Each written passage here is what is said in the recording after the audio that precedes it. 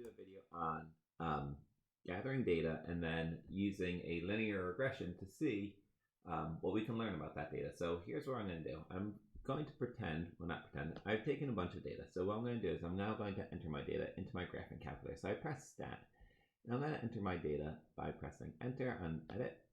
And what I've done here is you can see in L1 I put down some numbers: 4, 1, 2, 1, 3, 6, 5, 5, 6, 4, 3, and that's it. And so you can see if I go to here, it says L1 11 equals 3. So I have 11 elements of data in my first list. And my L1 is going to represent the miles I've ridden on a trainer for on a bicycle. All right. So L2 is going to represent my time. It's how much time did it take me to ride 4 miles? Well, it took me 785 seconds. Now I've converted my time from minutes to seconds simply because I can't put in, well, I could put in like 4.6, but 4.6 doesn't mean 4 minutes and 6 seconds. It means something completely different. It actually means 4 minutes and 24 seconds. So I have 785, 176, 360, 172, 541, 1106, 900, 899. So what this means is I rode 5 miles twice. One time it took me 900 seconds, and the second time it took me 1 second less, 899 seconds. You can see here when I rode 6 miles, it took me 1,106 seconds, and then here it took me 1,077 seconds. So that's my data there. Now the question is, was I consistent every single time I rode my bike? And if so, can I use that information to learn something else? So let's see. So what I'm going to do is I'm going to press calc, and I'm going to go over to, I'm actually going to go to second and y equals. And I'm going to turn this on, and I'm going to make a dot plot just to see what it looks like. So I'm at L1 and L2. So I want this graph here. That's good. I'm going to turn that on. I'm going to press graph, and let's see what it looks like. Now, from my graph, you can see there's nothing there. That's perfectly fine. And the reason why is because I need to rechange my window. So I want from, remember, our x values, we're talking about my miles. And it looks like I only rode 6 miles. So I'm going to go 0 to 10 and in 1 mile increments. But my y values, they went from about 0 seconds to 1,200 seconds. And so I'll go in 100 second increments. And now let's see what happens when we graph. And now you can see it looks like it's a fairly straight line. So what I'm going to do is I'm going to graph this line and see what it would look like if I did a line of best fit. It means which line would go most likely in between this. So here's a linear regression, ax plus b. So I'm going to press enter. L1 was my x values, L2 was my y values, so that's fine. But I also want to store this someplace. So what I'm going to do is, and this is the tricky part, I'm going to store it in my y equals value. So I'm going to press vars, go over to y vars, and it's going to be a function. So I'm going to press enter.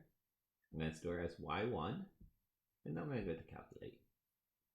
Now here you'll see it says y equals ax plus b, a equals this, so it'd be y equals 183 x plus a negative 2.7. We don't have any r values here, so what I'm going to do is I'm going to go to my mode. I'm going to go all the way down to mode, and you'll see stat diagnostics. I actually want this turned on, and I'm going to explain why in 1 second. So let's go to quit. I'm going to go back to my stat value. I'm going to go back to 4. Everything's the same. I don't need to store it again because it's already stored for me. And now I have r squared and r. That r value is our correlation coefficient. It's extremely important. Because it's very high, it's very nearly 1. It means I have a positive correlation between my x values and my y values. And so what that means is my data seems to be very consistent. The times and the miles seem to be moving in the same trend. So now if I graph it, you're going to see that's my line of best fit. And if you press trace, you can figure out which ones were which. So you can see right here, So when I rode 2 miles, it took me 360 seconds. Now, the reason why this is useful is because once you have this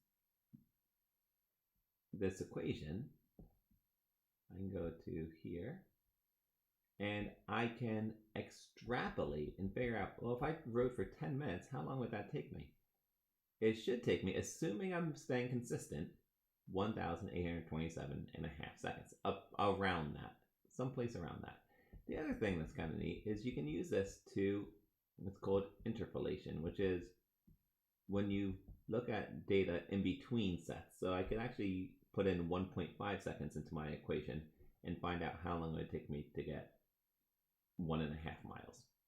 Now, keeping with a grain of salt, when I go further on, like 20 miles, I probably won't be riding as briskly as I was. So this does eventually, in real life, will eventually have some a point where it's not working. I mean, I can't ride 100 miles at the same pace as I was riding 1 mile. So that's that on the graphing calculator.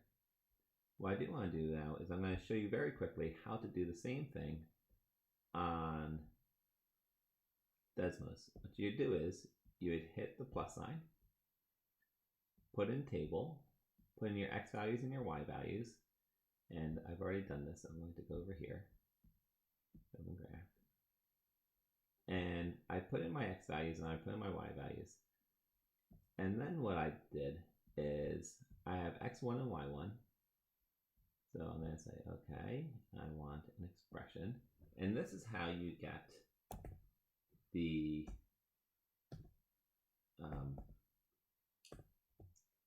line of best fit. You have to do Y1, which is this, is similar to MX1 plus B. And it graphs it for you. Now you can see the problem is I don't have any of my dots here. So let's see why not. Oh, because they weren't put on. So I can show you how to do that very quickly. If I go to home, it looks like this, which obviously doesn't help. I'm going to go to the wrench. I'm going to say my x-axis, once again, it has to go from 0 to 10 by 1. My y-axis will go from 0 to 1200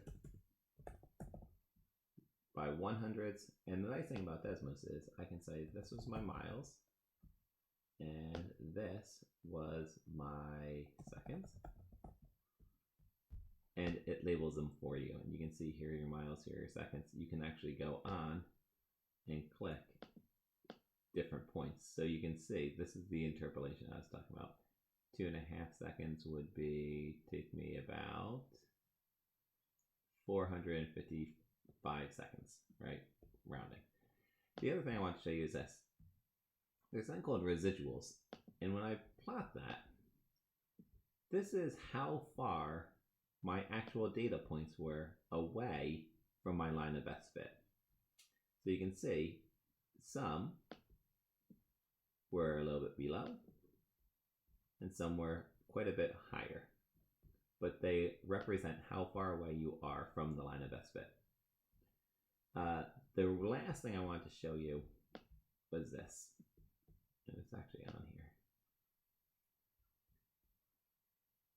here. If I have, let's see, this was, well, not, all right, I have one that's about 900 seconds.